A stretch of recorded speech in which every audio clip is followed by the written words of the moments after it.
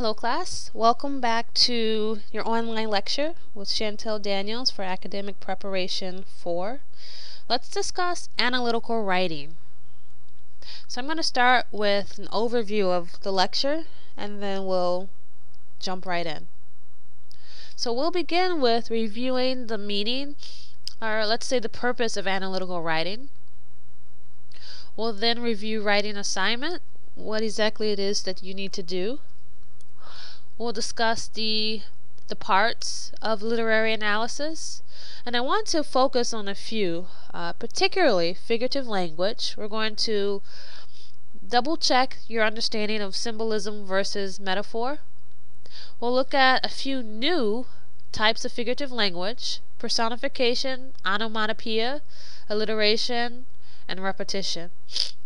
Then we'll also look at imagery, point of view, and then we'll move into discussing how to write a thesis, something called hedging, and how to avoid overstatements in your writing, and then lastly we'll talk about including quotes within your writing. If you need to pause as we go through this lecture, please do. Pause, go back if you need to. Alright, now let's look at the purpose of analytical writing. This type of writing is something that you should be familiar with. What you do in this type of writing is take some data, study that data, and then explain the meaning. So similar to what you would do with something in your science class or even your math classes, you would take data, as in these charts, read it, decipher it, interpret it, and then explain the meaning. You may have even done this if you've taken the speak test. You were given a graph and you were told to explain the meaning of the graph. That's analytical. Okay, that's what it means to analyze. So that's what we're going to do in this type of writing. However, your data will be poetry. You're going to take those poems, take the lyrics, study it, which we would call analyze it, and then explain the meaning. And that is what you will do in your essay. Now, for your assignment, you need to write a 3 to 4 page essay. This essay needs to have all of the organizational features of an essay: an introduction, a thesis, a body, and a conclusion. It does not need to be 5 paragraphs. In fact, it would be difficult to write all of this within 5 paragraphs. Your body will have at least 7 paragraphs. I'm sorry. Your body itself will have at least 5 paragraphs. It can have even more, perhaps 7, 8. Each paragraph represents a new idea. So with that being said, please organize your essay accordingly. Remember, each paragraph represents a new idea. Please take a look at your Canvas account. When you look into your Canvas account, go to assignments and go to analysis paper. So assignments, you may or may not be able to see this clearly, but analysis paper, once you click on that, you'll see all of the requirements for the paper, the guidelines, and how I will grade it. There's 2 links here. The poetry analysis assignment, that's this information here if you want to download it, and then a link for a document describing how to write a poetry analysis. So take a look at that. Now let's go back to our lecture. So I want to look at symbolism versus a metaphor. So some of you may be a little bit fuzzy, a little bit unclear on the difference. With symbolism, a symbol is one concrete object that represents an abstract idea. So what do I mean by this? Something that's concrete is something that you can hold, something that you can touch, something that you can feel. For instance, the Statue of Liberty. The Statue of Liberty is a symbol for freedom for many people. Freedom is abstract. It's something that you can't really touch, something that you can't really feel. So you have one concrete object, such as the Statue of Liberty, that represents something that is not touchable, something that's abstract. That is a symbol. But a metaphor is when you compare two very different things to each other. They can become concrete or abstract. But you're not going to use the words like or as. In the last lecture, we used the example of a guy's skin being leather. The example was, his skin is leather. We don't see the words like or as, but we're comparing two concrete things. We know what skin is and we know what leather is. So if you put the meaning together, you can have an idea of what the guy's skin may look like. Let me give you another example. Let's say my heart is floating through the wind. This will compare something that's concrete, a heart, with floating in the wind. You can't really touch that, but when you combine the meanings, you may get something like, I don't want to love one person. You can interpret it the way you want, but again, we're comparing two things that are unalike to create a meaning, to help someone understand exactly what you're expressing. Now, this is the beauty of poetry. We get to use all of this figurative language to explain ourselves. Okay, so now let's continue. I'm going to introduce a few more ways to identify figurative language. This is called personification. This is, again, it's part of figurative language. It's not something that we've talked about yet, but I'm telling this to you because you may see it in your piece, your poem, or your song. So personification is when you give human qualities, human characteristics to something that's not human, something that could be an object. For example, if you say the desk is smiling. Now, you know that a desk cannot smile. A desk does not have a mouth. A desk does not have eyes. A desk cannot smile. But when you use that type of figurative language, you're creating meaning. So perhaps you mean the desk is welcoming. The desk is pretty. The desk is inviting. Because all of those things we associate with someone smiling. Let me give you another example. You see this picture here of Mickey Mouse? Well, Mickey Mouse is a mouse. Mickey Mouse is not a person. But we've given many human qualities to this mouse. Therefore, we've personified him. This is the use of personification. Mickey Mouse can talk. Mickey Mouse can laugh. Mickey Mouse can hug us. Mickey Mouse can talk to us. Mickey Mouse can be our friend. All of these qualities, all of these characteristics are human, but Mickey Mouse is not. So this is personification. If you have questions about personification, please write a message in the message feed underneath this lesson, underneath this video. So now let's look at another one. This is hard to say, but it's quite fun. It's called onomatopoeia. Let's try that again. Onomatopoeia. Can you say it? Onomatopoeia. Alright, so this means a word that imitates a sound it represents. Say this word right here. Bam! When you say that word, it sounds like the word. How about buzz? It sounds like the word. How about smack? It sounds like the word. Can you think of any other examples? boom. All of these are examples of onomatopoeia.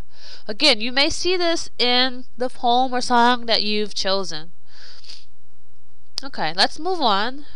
Here's another example of figurative language. This is called alliteration. Alliteration. Try it.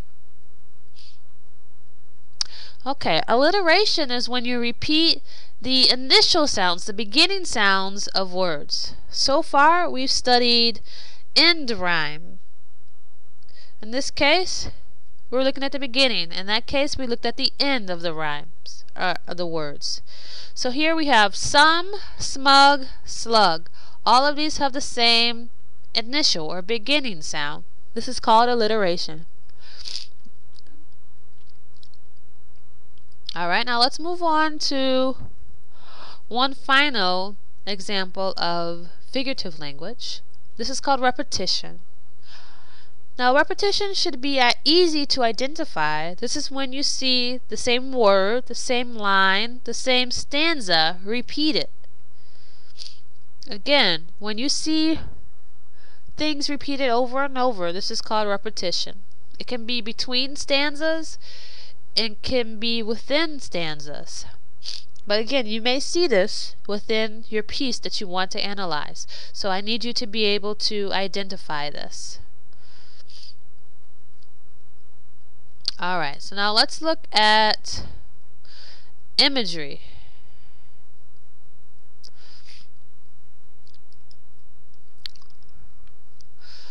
Alright, so now some of you may have been a little bit confused with imagery. Imagery is when you evoke, when you decide to use words that describe the 5 senses. So sight, hearing, taste, smell, and touch. We saw examples of this within Richard Cory by Edward Robinson. If you look on page 174, you'll find it. Line 8. I'll start reading with 7. But still he fluttered pulses when he said good morning, and he glittered when he walked. Okay, right there we see an example of imagery. Do you know where it is? Sure. It's glittered when he walked. Glittered is something that we can visualize. We can imagine this Richard Cory walking and sparkling everywhere. Wow, what a sight. So you see another example of imagery in perhaps, let's see, The Road Not Taken. The first line, 2 roads diverged in a yellow wood. What does that look like to you? Perhaps you see a forest with many, many trees, all turning yellow and dry and dying and decaying. And you see these 2 paths that are next to each other but are completely separate and go separate ways. Okay, this is imagery. If you can imagine what's being said, this is imagery. One thing I did not put on the introductory slide, but I want to discuss, is tone. There are many, many words that represent tone. I'm going to add a document to Canvas. I'll put that there. Just make sure you have a chance to look at it. It's going to say words that describe tone. If you choose tone as one of the elements you want to describe, you're going to need some words to describe this. But think of tone in relation to feelings, emotions. When you describe tone, you're describing how the speaker feels. So again, you can check Canvas for the list of words. Now let's go ahead and talk about the point of view. Point of view can also be thought of as speaker. So who's speaking in the poem? The speaker is the voice that you hear in your mind when you read a poem. Now, a poem can have multiple speakers. In Deferred by Langston Hughes, there are plenty of speakers, at least 4 speakers. But in Richard Cory, we have 1. So sometimes the speaker is the poet, sometimes it's not. The speaker can be a turtle. The speaker can be a person. The speaker can be whomever. It does not have to be necessarily the author. Now, we've talked about in class first person, second person, and third person. Now, first person is if the poem is about, let's say, Richard Cory, and Richard Cory is telling from his point of view. He's talking, he's explaining everything. That's first person. Then we have second person. Second person is when you have an additional person who's interacting with the main character in the poem. So if you look at Richard Cory, we have, "We people on the pavement looked at him." So this poem is about Richard Cory. However, you have someone who's telling from a second point of view. The second point of view is the one who interacts with Richard Cory but is not Richard Cory. Now we have another point of view, another speaker. Now this could be what? We have first, second, so now of course third. The third speaker, the third point of view, is called third person omniscient. The third person is someone, as I said in class, it's like a fly on the wall. This person does not interact with anyone in the story or the narrative or the poem, but it's someone who's telling from a separate point of view. If you need more examples or explanation of the different types of point of view, go ahead and Google point of view and literary analysis. And you should come up with a plethora, a lot of information on this. Points of view.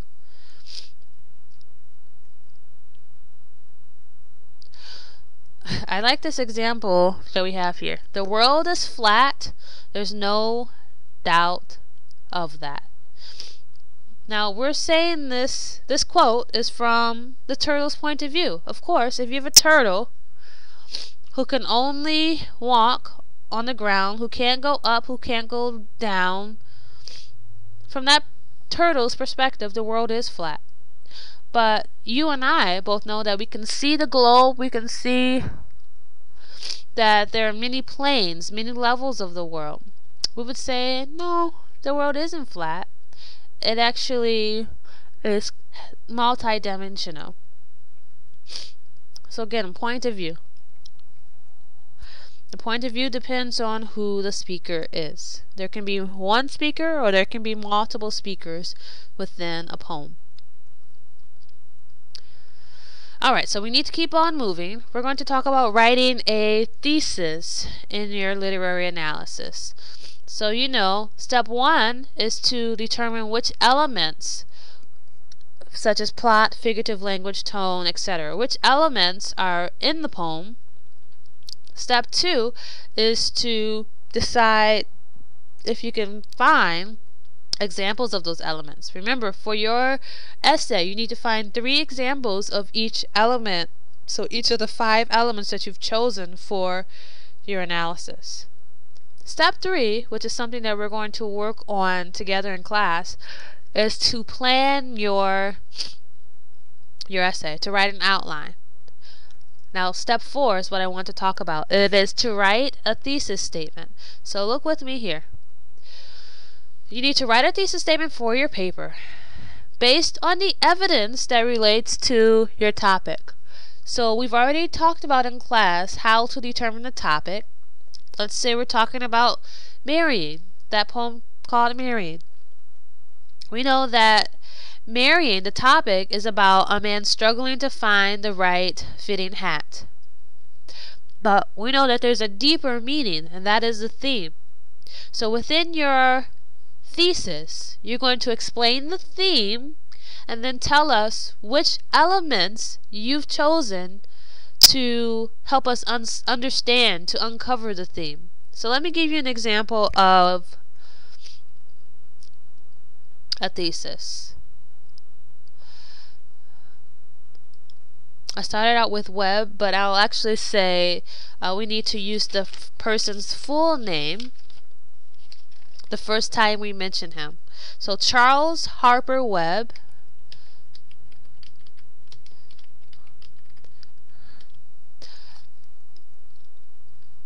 Okay, so Charles Harper Webb, so we need to change his word form, of course, compares marriage to choosing a hat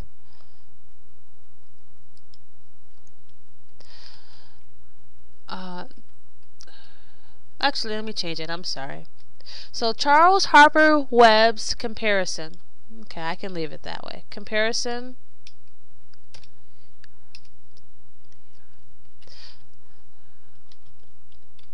sorry folks, as I told you, I'm a little bit sick, so my brain is working slowly. So now, okay, let's look at this example of a thesis statement. Charles Harper Webb's comparison of marriage to choosing a hat depends mainly on his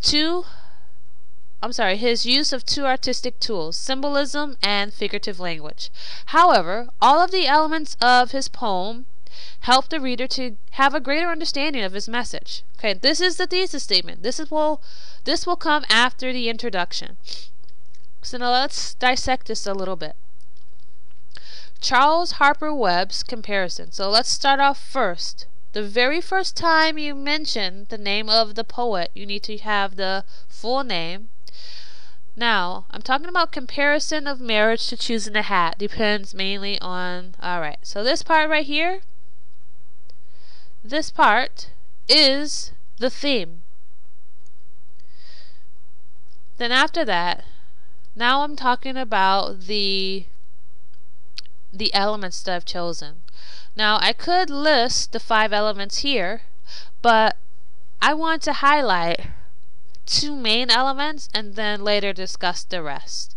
So you can use this as an example, or you can write something similar to it. However, you need to make sure your thesis statement states the name of the poet, it states the theme of your piece, and it tells us the literary elements that are used to help you understand the meaning of it. Okay, you might need to pause right now, rewind, and listen again.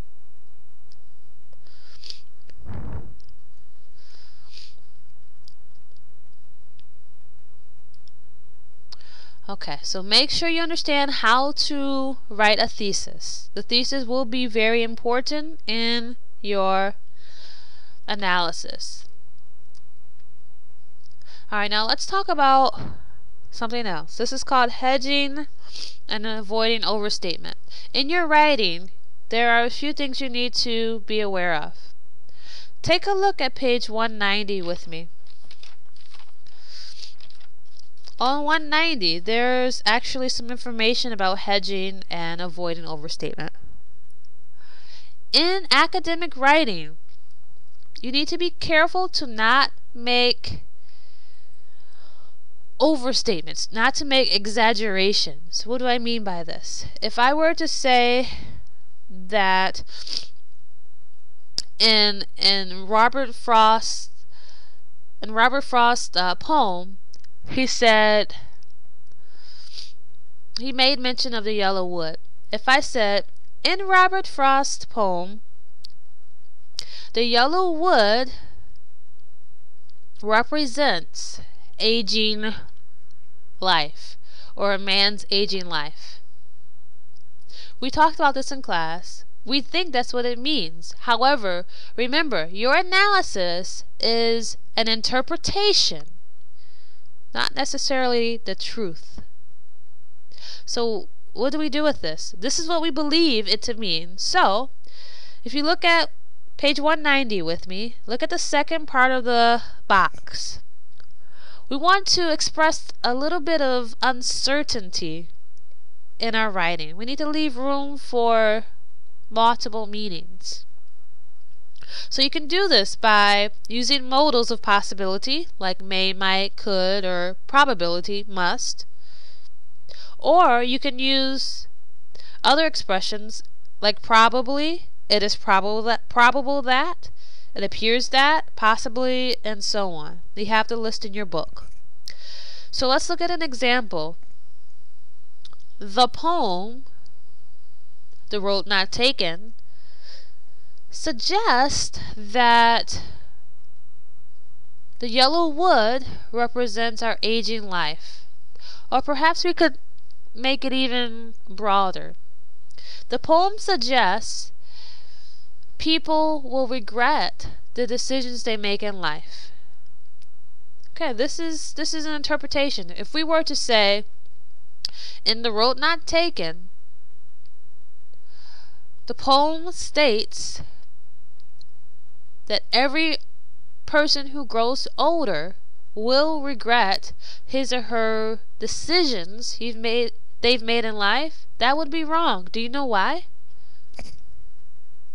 This is an overstatement. It's not always true. So again, you need to fix that. So if I may, let me write it here. Again, if we say in The Road Not Taken,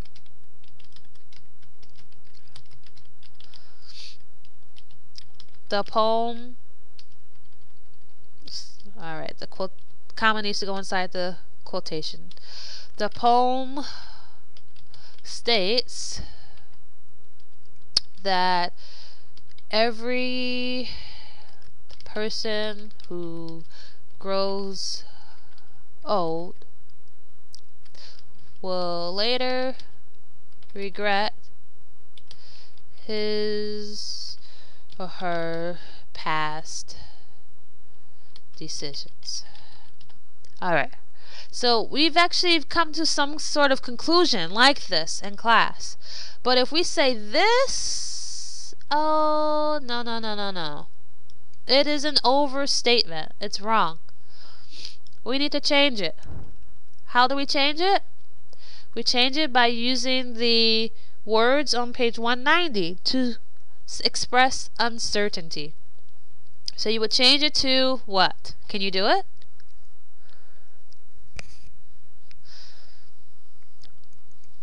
Alright, so good try.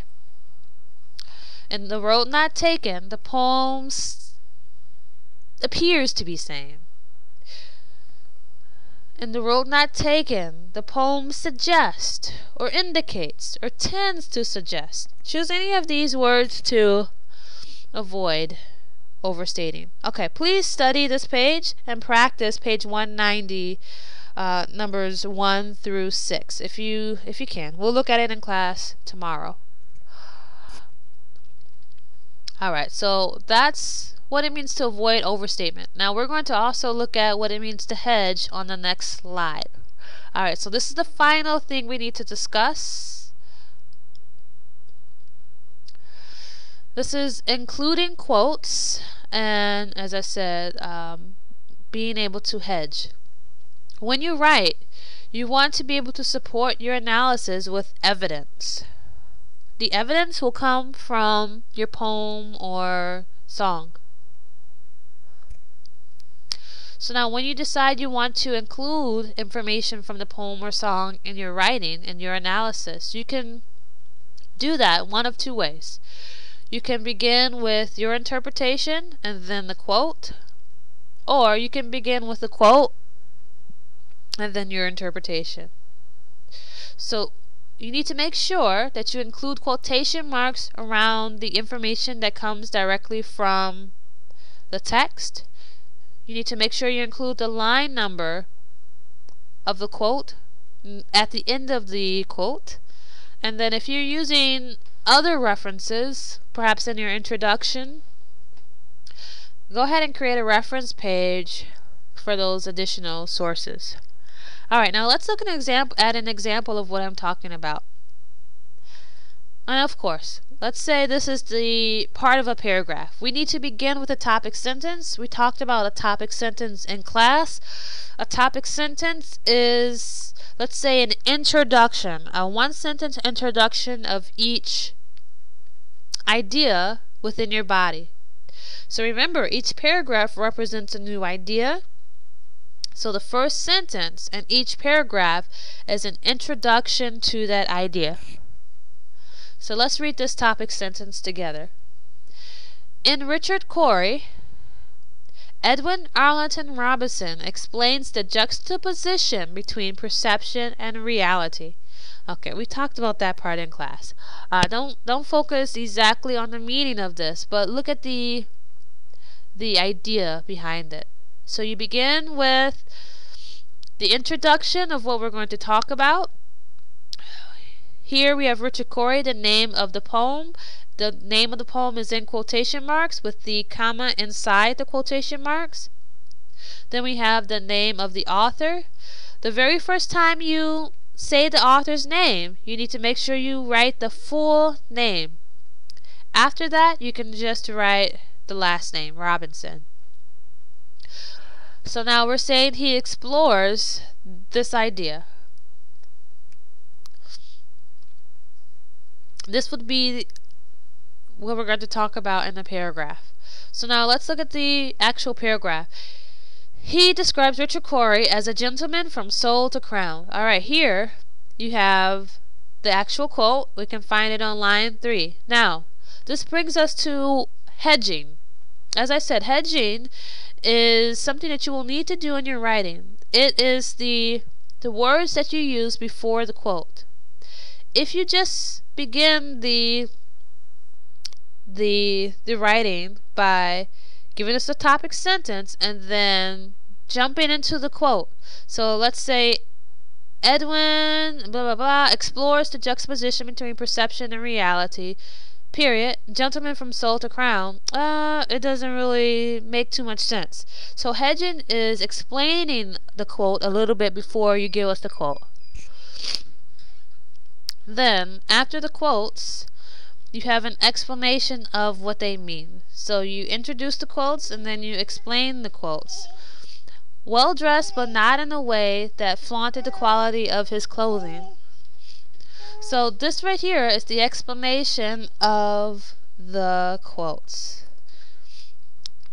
Now, again, I said you can decide how you want to arrange it. You can begin with the quote and then the interpretation, or the opposite way. So in this case, did we begin with the quote or did we begin with the interpretation? We began with the quote. You may rearrange it by having a topic sentence, discussing your meaning here, the interpretation, and then give us the examples from the text. Okay, now if you have any questions about this, what it means to include your quotes, what it means to hedge, again, write your questions in the discussion feed. Good luck, and I will see you in class tomorrow.